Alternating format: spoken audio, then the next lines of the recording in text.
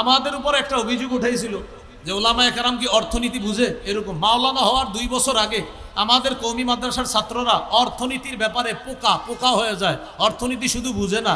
মাওলানা হওয়ারও 2 বছর আগে আমাদের কওমি মাদ্রাসার ছাত্রদেরকে অর্থনীতি খাওয়ায়া দেওয়া হয়। হ্যাঁ, আমরা একটা অর্থনীতি, সেটা হলো এটার বিরোধিতা করি, এই জন্য মনে করে আমরা বুঝি না। সেটা কি? সুদ ভিত্তিক অর্থনীতির বিরোধিতা আমরা করি। এই জন্য যারা সুদ ভিত্তিক অর্থ ব্যবস্থা চায় তারাই বলে যে ওলামায়ে কেরাম অর্থনীতি বুঝে না। কারণ ওলামায়ে কেরাম যাকাত ভিত্তিক অর্থনীতি বুঝে, আর সুদ ভিত্তিক অর্থনীতি এটা জাহান্নামী। এটা বলার কারণে একদল মানুষ আমাদেরকে অভিযুক্ত করে যে আলেমরা অর্থনীতি বুঝে না।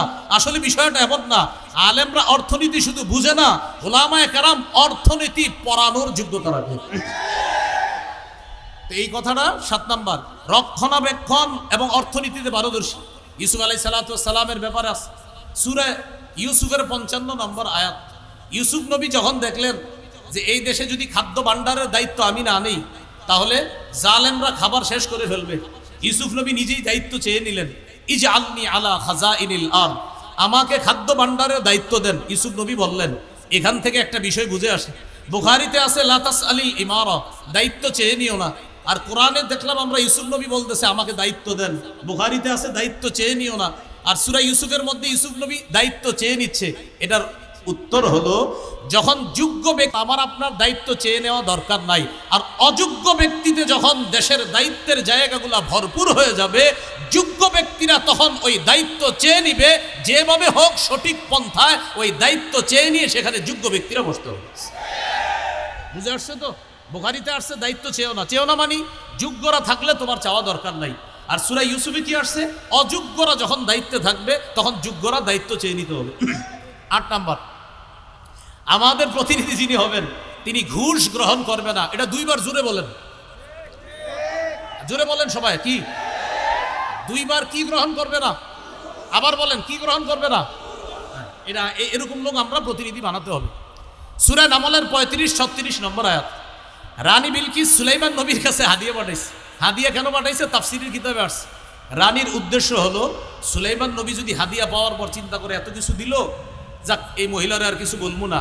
তো রানীর উদ্দেশ্য হলো সুলাইমান নবী তার রাজত্ব নিয়ে থাকবে, আর আমি আমার রাজত্বে আমি রানীগিরি করব। এই জন্য হাদিয়া পাঠাইছে। সূরা নামলের 35-36 নম্বর আয়াতে আছে। তো রানীর ওই কথাগুলো সেখানে আছে, দেখবেন খুব সুন্দরভাবে। ইন্নী মুরসিলাতুন ইলাইহিম বিহাদিয়্যা ফানাযিরাতুম বিমা ইয়ারজিউল মুরসালুন, আমি তার কাছে উপঢৌকন পাঠাবো, দেখি হাদিয়া পাঠানোর পর তার রিয়াকশনটা কি হয় দেখব। তো রানীর উদ্দেশ্য হলো যদি হাদিয়া গ্রহণ করে তাহলে বুঝবো যাক উনি ওনার রাজত্ব নিয়ে থাকবে, আমি আমারটা।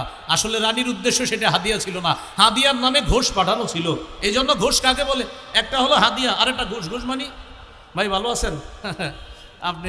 ঠিক আছেন তো? এই ঠিক আছেন তো মানে আপনি কিছু করেন না, আপনি আপনার জায়গায় থাকেন, আমার জায়গায় রাখেন, আমি এই এলাকাটা দেখভাল করব। আর আপনার এটারে হাদিয়া, এটা ঘুষ, এটা হলো ঘোষ, এটা ঘোষ, এটা হাদিয়া না, এটা উপহার না। দিয়ে বলে কি বাসায় কিছু নিয়ে যান, কিছু খায়েন। বলে আমি কি করব? আর না কিছু খায় না, আর আমার জিনিসটা একটু খেয়াল রাখেন। এই যে খেয়াল রাখেন বলাটা, তখন আর এটা হাদিয়া না, এটা ঘুষ হয়ে যায়। 8 নাম্বার। 9 নাম্বার, আমরা যাকে প্রতিনিধি নির্বাচন করব তিনি আমানতদার হবে। কি হবে ভাই? আমানতদার হবে। সূরা নিসা 58 নম্বর আয়াতে আল্লাহ বলেন, ইন্নাল্লাহা ইয়া'মুরুকুম আন তুআদ্দুল আমানাতি ইলা আহলিহা, আল্লাহ তোমাদেরকে আদেশ করেন তোমরা আমানত যথাযথ জায়গায় পৌঁছে দাও। সহিহ বুখারীর বর্ণনা, রাসূলুল্লাহ সাল্লাল্লাহু আলাইহি সাল্লামকে প্রশ্ন করা হলো, হুজুর কিয়ামত কবে? নবীজি সাল্লাল্লাহু আলাইহি সাল্লাম বললেন, ইদা ফুসিদাল আমরু ইলা গায়রি আহলি ফান্তাজিরিস সাআ, যখন দায়িত্ব অযোগ্য ব্যক্তিকে দেওয়া হবে তখন কিয়ামতের অপেক্ষা করো। এটা একটা বর্ণনা। আরেক বর্ণনায় রাসূল সাল্লাল্লাহু আলাইহি সাল্লাম বললেন, ইদা দুইয়াতিল আমানা ফান্তাজিরিস সাআ, যখন আমানত গুটিয়ে দেওয়া হবে, আমানত উঠিয়ে দেওয়া হবে, তখন কিয়ামতের অপেক্ষা করো।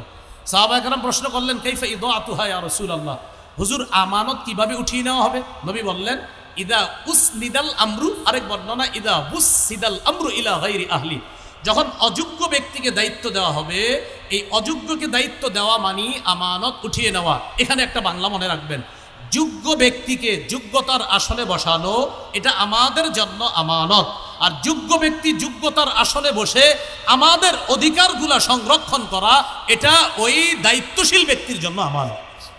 আবার বলছি, যোগ্য ব্যক্তিকে যোগ্যতার আসনে বসানো এটা আমাদের জন্য আমানত, আর তিনি ওই আসনে বসে আমাদের অধিকারগুলো যথাযথভাবে আদায় করা এটা তার জন্য আমানত। সর্বশেষ যিনি আমাদের প্রতিনিধি হবে তার গুণ হবে তিনি কোরআন সুন্নাহ অনুযায়ী বিচার করবে।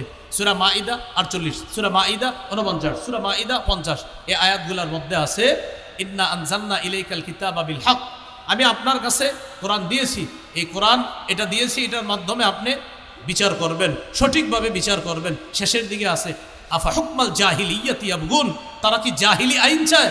আমান আহসানু মিনাল্লাহি হুকমাল, আল্লাহর চাইতে শ্রেষ্ঠ উত্তম বিচারক আর কে হতে পারে?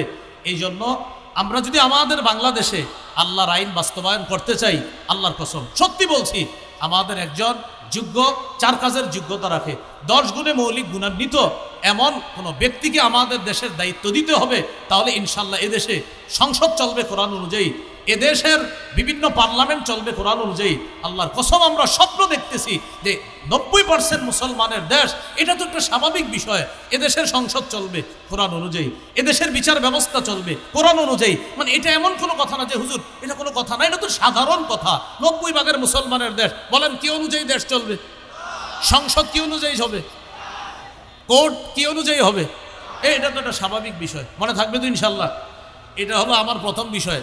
আপনার এর থেকে 2 মিনিট চেয়ে নিচ্ছি। দ্বিতীয় আরেকটা বিষয় দিছে আমারে যে নির্বাচনের শরীয়ী পদ্ধতি কি, আমি শুধু একটু বলছি। আমি জানি আপনারা এখানে অনেকে আছেন যে হযরত গণতন্ত্র, এই তো বিষয়টা।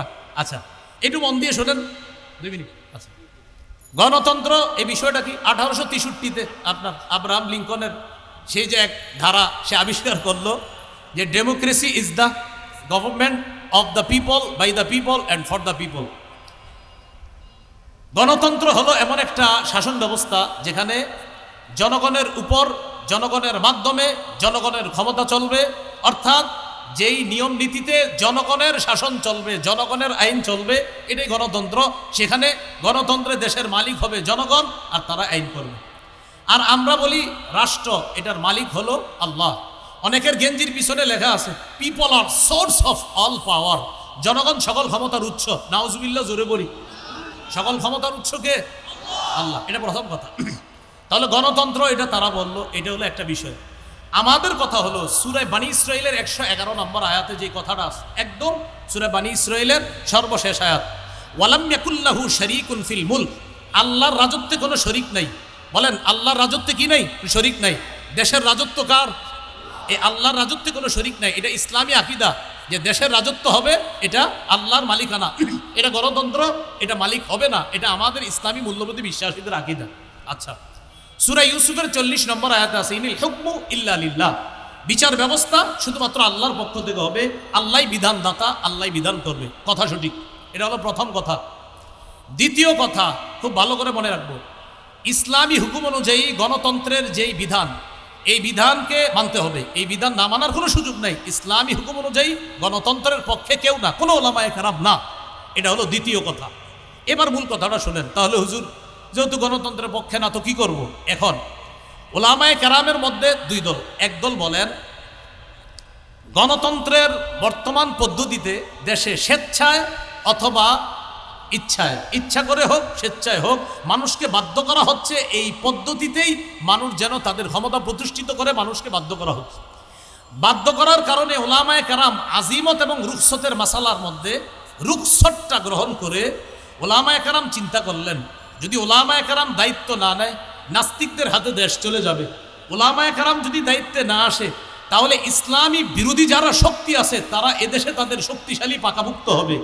তখন ওলামায়ে কেরামের মধ্যে একদল বলেন সুতরাং নাস্তিক্যবাদী শক্তিকে রহিত করার জন্য এই পদ্ধতিতে জনগণের অংশগ্রহণ করা আবশ্যক। এটা এক দলের অভিমত। আরেক দল বলেন জায়েজ। একদল বলছে আবশ্যক, আরেক দল বলছে এটা জায়েজ। এই পদ্ধতিতে অংশগ্রহণ করে নাস্তিক্যবাদের বিরোধিতা করা এবং আল্লাহর হুকুম পৃথিবীতে প্রতিষ্ঠিত করার জন্য চেষ্টা করা। না আমি জানতে চাই আমাদের আবরার ভাই এখানে আছে, আপনার তো এই নিয়তে আছে নাকি অন্য কোনো নিয়ম?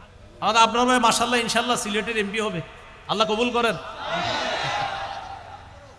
তো যাই হোক, আবরার ভাইয়ের সাথে আমার ভালো পার্সোনাল সম্পর্ক, একটু মধুর, এই জন্য একটু হাসাহাসি করলাম। আপনারা আবার দোয়া করেন, অন্তর থেকে দোয়া করেন, আল্লাহ তৌফিক দান করেন। এখন এই পদ্ধতিতে জনগণ অংশগ্রহণ করবে, করার পর এখানে মনে রাখতে হবে চারটা কথা। বলেন, সাক্ষ্য, সুপারিশ, প্রতিনিধি, আমানত।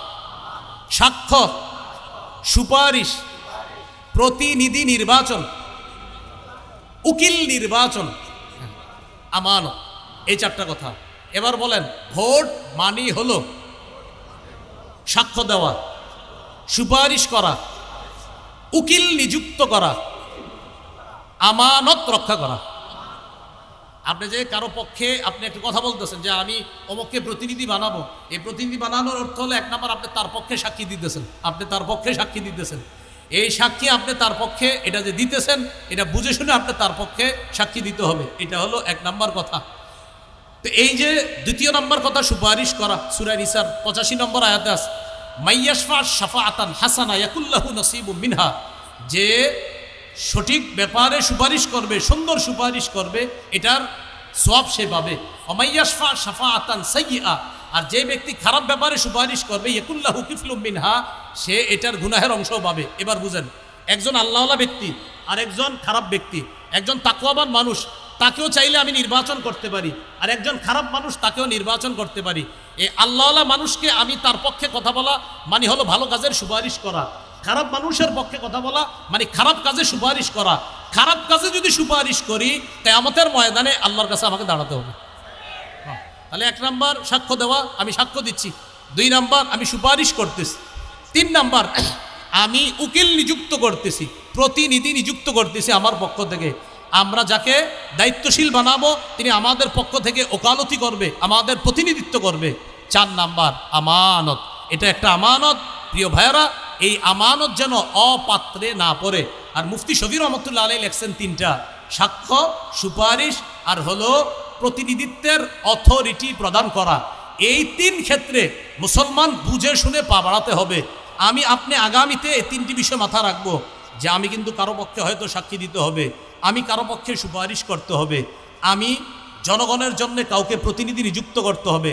আল্লাহ, আমার সাক্ষ্যটা যেন অন্যায়ের পক্ষে না হয়, আমার সুপারিশ যেন অন্যায়ের পক্ষে না হয়, আমি যাকে প্রতিনিধি বানাবো তিনি যেন কোনো খারাপ মানুষ না হয়। প্রিয় ভাইয়ারা, এই তিনটা কথা আরও প্রত্যেকে 10 জনকে জানায়া দিবেন যে আগামীতে তিনটা কথা মাথায় রাখবা। আমি যার পক্ষে সুপারিশ করব, আমি যার পক্ষে সুপারিশ করব তিনি ভালো মানুষ হয়, আমি যার পক্ষে সাক্ষ্য দিব তিনি যেন ভালো মানুষ হয়, আমি যাকে প্রতিনিধি বানাবো তিনি যেন ভালো মানুষ হয়। এই কথাটা পরিবারেও আলোচনা করবেন, সারা দেশে আলোচনা করবেন, আরও 10 জনকে জানায়া দিবেন, শোনো তুমি কিন্তু সাক্ষ্য দিচ্ছ, এটা ভালোর পক্ষে দিতে হবে। শোনো তুমি সুপারিশ করতেছ, ভালোর পক্ষে সুপারিশ করতে হবে। শোনো তুমি কিন্তু প্রতিনিধি নির্বাচন করতেছ, এই গরিব মানুষগুলার একজন প্রতিনিধি বানাইতেছ, সাবধান, খারাপ মানুষকে যেন তুমি প্রতিনিধি না বানাও, ভালো মানুষকে তোমার প্রতিনিধি বানাতে হবে। তো মুফতি শফি রহমতুল্লাহ আলাইহি বলছেন তিনটা, আর তাফসীরের কিতাব ঘাটাঘাটি করলে পাবেন চারটা, সাক্ষ্য, সুপারিশ, উকিল নিযুক্ত করা আর হলো আমানত। এই চারটি বিষয় সামনের দিকে আমরা রেখে কোরআন সুন্নাহ অনুযায়ী ইনশাআল্লাহ আমাদের পাগুলা যেন সামনে বাড়াতে পারি, ওলামায়ে কেরামের পরামর্শে যেন চলতে পারি, আল্লাহ তৌফিক দান করেন। আজকে এইখানে যারা আছেন এই চারটা ক্ষেত্রে আমরা খেয়ানত করব না, হাত তুলে ওয়াদা করি ইনশাআল্লাহ। রাজি আছি তো ইনশাআল্লাহ সকলে? আসসালামু আলাইকুম।